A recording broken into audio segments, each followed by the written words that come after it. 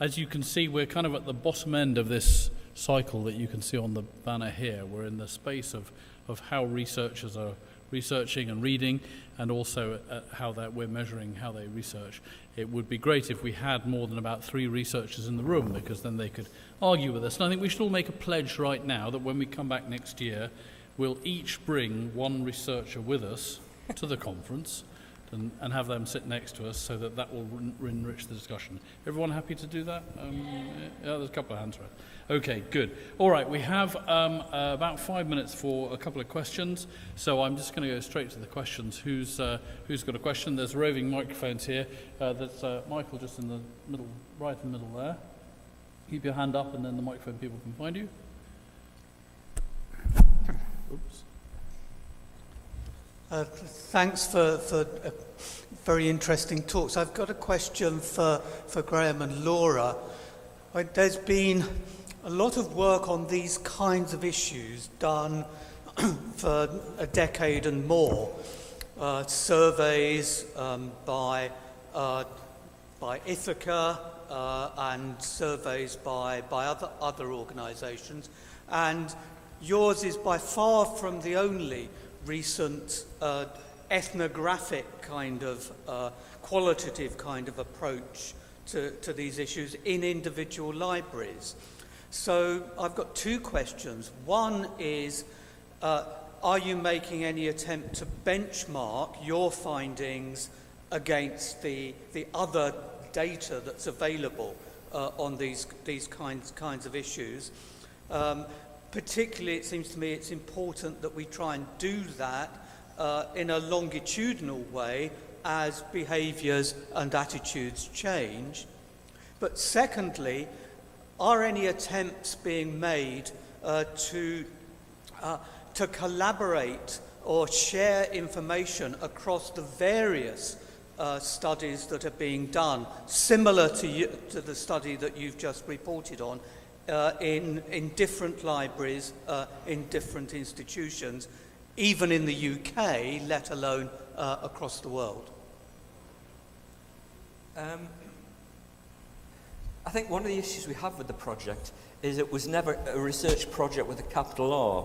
So what we've tried to do is we haven't had extra resources to actually do the work, apart from the resources we've given to students. So what we've been trying to do is work out how we can actually share the findings. We had a long discussion about whether we should actually try and produce a definitive research report, or actually pursue an angle of going to research conferences. So the choice we've made is to actually take the findings to research conferences where there will be people there who have done similar work, and use that as an opportunity to benchmark at an informal level, but also to share similarities and differences. So we haven't done an official benchmarking process, but we have chosen conferences where there will be similar like-minded people, so we can share the findings. Okay, thank you. Anthony. Anthony Watkinson, Cyber Research. Thank you very much for name-checking our project.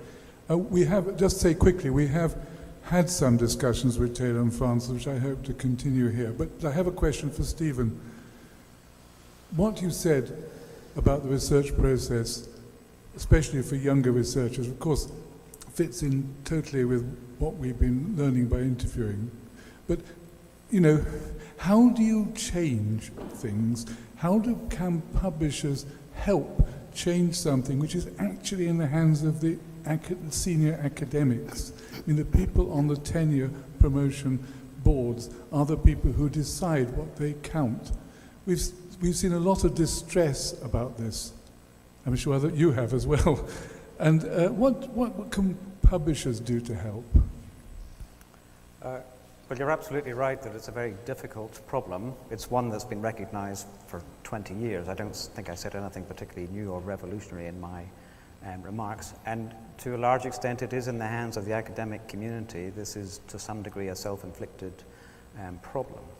But I do think publishers could help by providing some of the health warnings that go with metrics. They're very enthusiastic about promoting the GIFs of their journals and about enhancing the GIFs of their journals because they see it as a marketing tool, and that's a rational thing for them to do. You know, they're in business and it's just business, right? But you know, I think if they want to regard themselves as part of a wider community and a community that has some shared aims and shared values, then I think there is some responsibility for them to make sure that their authors and that their customers are aware of the dangers and the downsides that come with the GIFs. And that's one of the reasons why I was pushing the publication of citation distributions, which I think is a very simple thing.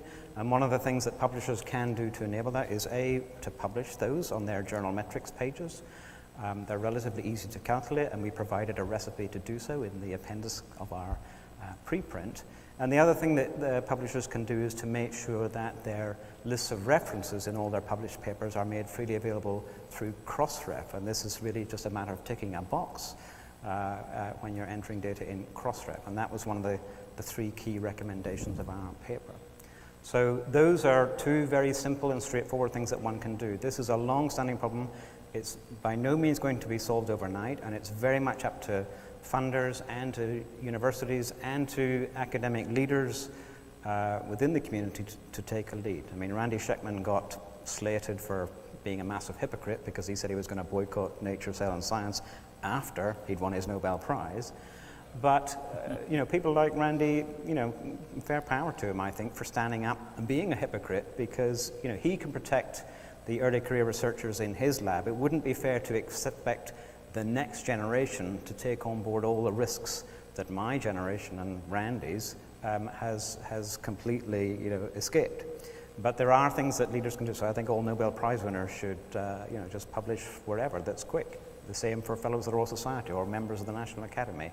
So I do think people who obviously have made it ought to help pave the way for the next generation. So that's academics can do, but there are a couple of easy asks for publishers. So go for it. Okay, thank you. I think that's an excellent point to move on. So that's sets a real challenge for the academic community. So we're going to move on to workshops now. So you're going to break back into your workshops.